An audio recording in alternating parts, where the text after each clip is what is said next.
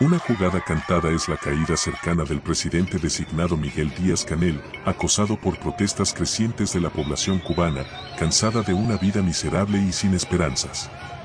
Según fuentes dignas de crédito, la familia Castro ya tomó la decisión de hacer un enroque para intentar ganar tiempo, debido a la presión del pueblo, cansado de la escasez, apagones y represión.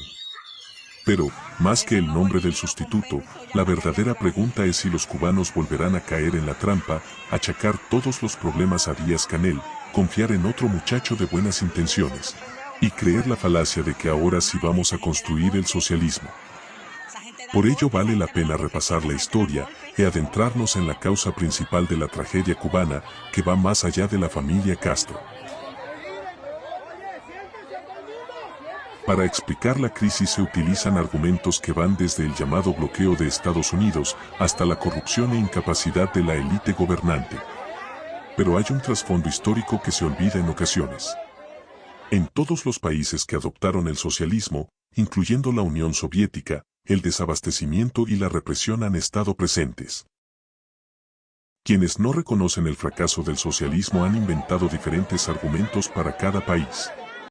Por la caída de la URSS culpan de traición a Mikhail Gorbachov.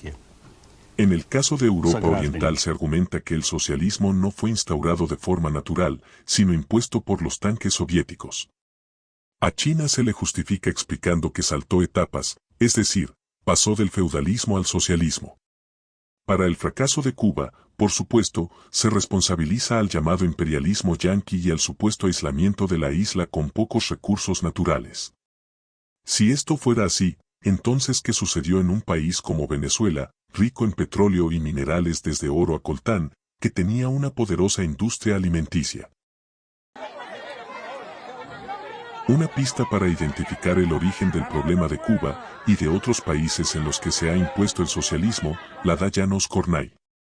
El economista húngaro acuñó el término de economía del desabastecimiento para definir el sistema socialista de planificación centralizada. Según Kornai, el desabastecimiento de los regímenes socialistas se debe básicamente a un defecto estructural del sistema.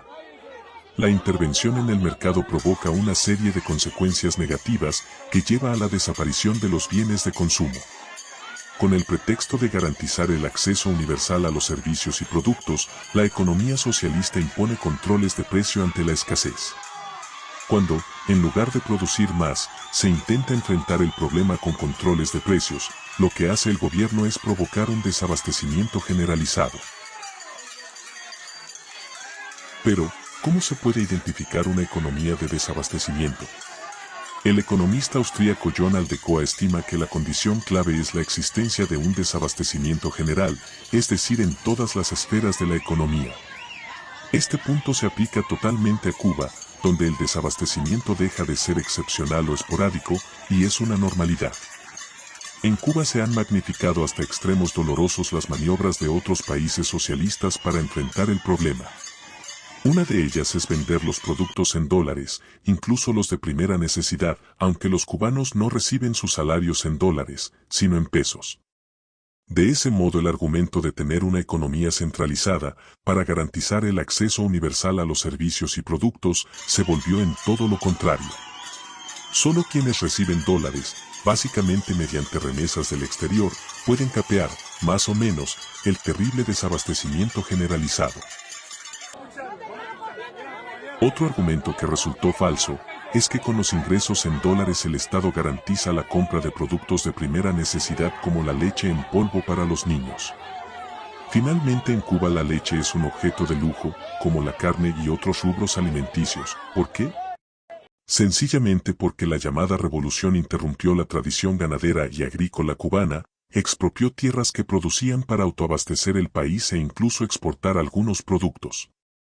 La economía centralizada, en lugar de propiciar igualdad de consumo, sumió a la isla en la miseria y la dependencia externa. Hoy se importan, incluso, productos que se exportaban tradicionalmente, como el azúcar. La planificación socialista no mejoró la situación de los sectores de la población que tenían menos. Por el contrario, sumió a todos los cubanos en una economía de desabastecimiento que llevó a la miseria generalizada.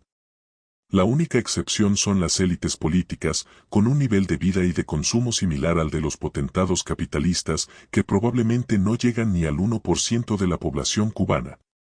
Ante esta situación, queda claro que, dentro del sistema de intervención en el mercado, no hay variantes eficientes para garantizar un abastecimiento a la mayoría de la población.